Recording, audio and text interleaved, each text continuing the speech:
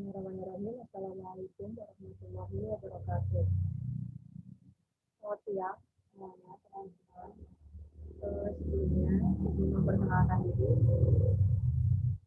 Nama saya Siti Nurhaliza. Saya dari jurusan Teknik Sipil Universitas Sultan Agung Yogyakarta. Dan di sini saya akan menjelaskan dan berbagi penjelasan sedikit mengenai kinetika kimia. Selanjutnya di sini saya akan membahas laju reaksi. Dalam kimia dijelaskan bahwasannya laju reaksi adalah besarnya perubahan jumlah reaksi dan hasil reaksi persatuan waktu. Perubahan ini dapat dikatakan perubahan konsentrasi molar atau molaritas, sehingga laju reaksi dapat dikatakan perubahan konsentrasi akhir atau hasil reaksi terhadap konsentrasi awal atau reaksi persatuan waktu.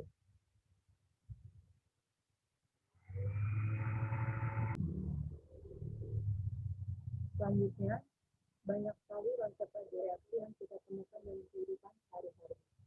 Laju reaksi merupakan laju penurunan reaktan atau bereaksi atau laju bertambahnya produk hasil reaksi. Laju reaksi ini juga menggambarkan cepat lambatnya suatu reaksi kimia.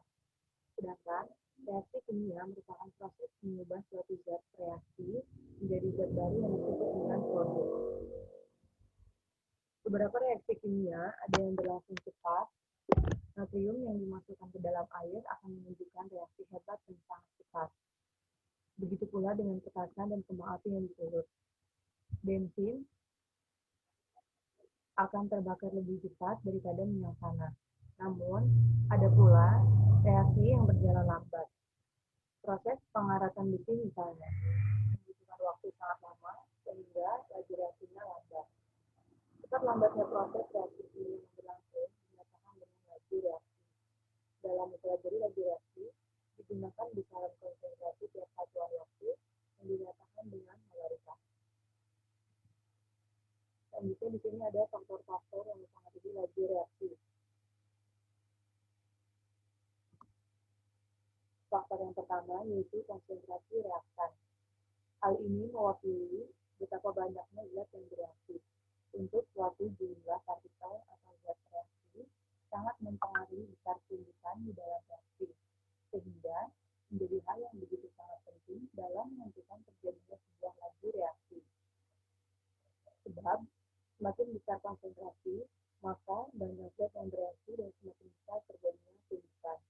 Dan apabila tumbukan antara partikel semakin besar, maka kemungkinan terjadinya reaksi juga akan semakin besar.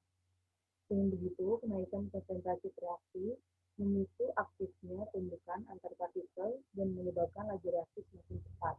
Dan juga sebaliknya, jika konsentrasi reaksi semakin kecil, maka terjadi tumbukan juga semakin kecil, sehingga laju reaksi juga akan menurun. Kemudian, faktor berikutnya ialah suhu. Pada kondisi suhu yang tinggi, energi molekul akan bertambah, sehingga suatu laju molekul juga akan semakin bertambah. Meningkatnya laju molekul itu memungkinkan reaksinya berlangsung dengan secara cepat. Jadi, apabila semakin tinggi suhunya, maka semakin besar juga laju reaksinya.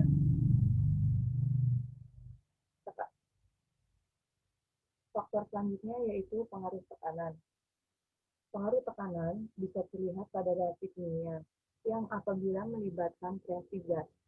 Peningkatan tekanan pada reaksi yang melibatkan berupa reaksi gas akan meningkatkan laju reaksi. Pengaruhnya tidak terlihat pada reaksi yang melibatkan zat cair dan padat.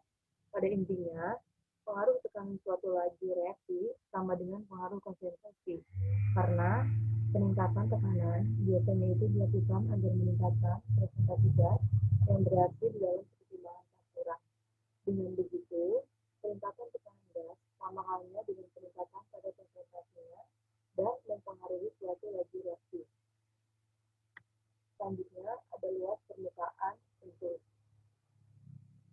Luas permukaan termasuk salah satu syarat supaya reaksi dapat berlangsung. Zat reaksi harus saling bercampur dan saling bersentuhan.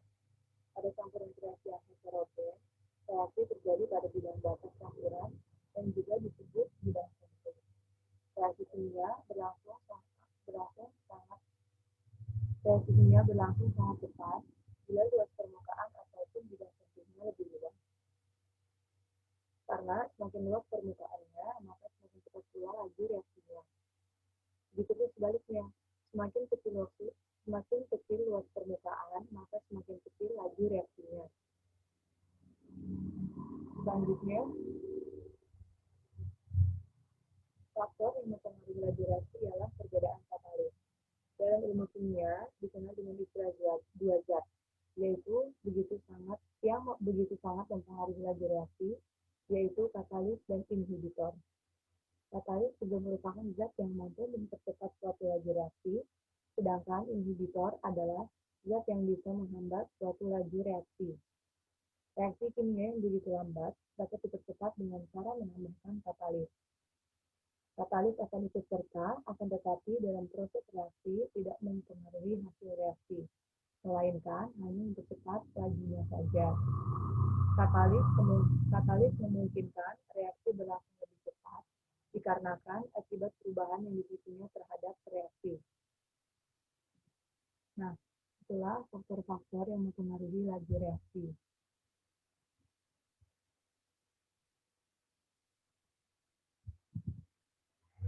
Kemudian selanjutnya sifat reaktan. Agar reaksi dapat terjadi, harus terdapat hubungan antar molekul pada sisi aktif molekul. Semakin besar dan kompleks molekul reaktan, kadang-kadang semakin kecil pula kesempatan terjadinya tulisan di sisi aktif. Kadang-kadang, pada molekul yang sangat kompleks, sisi aktifnya seluruhnya tertutup oleh bagian lain dari molekul, sehingga tidak terjadi reaksi. Nah, secara umum, laju reaksi akan lebih lambat bila reaktannya berupa molekul yang besar dan kompleks, contohnya bongkahan maupun lempengan. Laju reaksi akan lebih cepat bila reaktan berupa terbuk dengan luas permukaan kontak yang besar. Semakin luas permukaan untuk dapat terjadi hembusan, semakin cepat reaksinya. Selanjutnya, hukum laju reaksi berdasarkan konsentrasi. Semakin besar konsentrasi reaktan yang digunakan, laju reaksi akan meningkat. Di samping itu, laju reaksi juga dipengaruhi oleh nilai konstanta laju reaksi, dilambangkan dengan K. Konstanta laju reaksi adalah perbandingan antara laju reaksi dengan konsentrasi reaktan. Nilai K akan semakin besar jika reaksi berlangsung cepat, walaupun dengan konsentrasi reaktan dengan jumlah kecil. Nilai K hanya dapat diperoleh melalui analisis data eksperimen, tidak berdasarkan stoikiometri maupun koefisien reaksi. Nah, bagaimana hukum laju reaksi? Direct law menunjukkan korelasi antara laju reaksi yang mengandungi terhadap konstanta laju reaksi dan konsentrasi reaktan disangkakan dengan bilangan tertentu order reaksi. Hukum laju reaksi dapat dinyatakan dalam persamaan berikut. A kecil A besar plus B kecil B besar menjadi C kecil C besar plus D kecil D besar. I sama dengan K menemukan A pangkat S B pangkat Y. X dan Y adalah bilangan berpangkatan atau order reaksi yang hanya dapat ditentukan melalui eksperimen. Nilai X maupun Y tidak sama dengan koefisien reaksi A dan B. Nah, selanjutnya, bagaimana cara menentukan persamaan laju reaksi? Dalam menentukan persamaan laju reaksi, terdapat tiga metode yang bisa digunakan. Metode yang pertama yaitu metode penentuan persamaan laju reaksi dengan laju awal.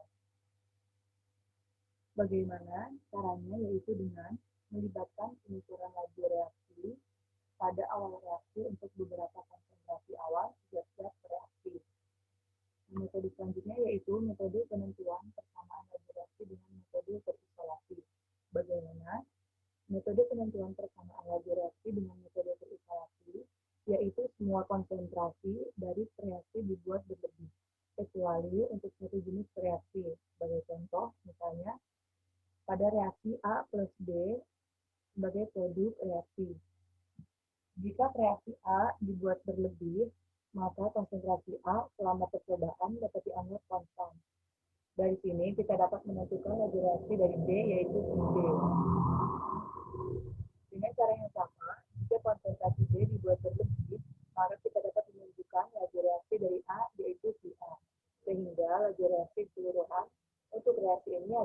reaksi sama dengan si A dikali si B. Metode penentuan selanjutnya yaitu metode penentuan persamaan laju reaksi dengan metode laju terintegrasi. Bagaimana? Metode ini sering banyak digunakan untuk reaksi kompleks, di mana persamaan laju reaksinya melibatkan zat-zat reaktif dan produk reaksi. Di dalam metode laju terintegrasi, terdapat beberapa bentuk persamaan laju yang baku untuk setiap order reaksi. Selanjutnya, kita mencoba mencocokkan data hasil percobaan dengan persamaan laju yang baku tersebut.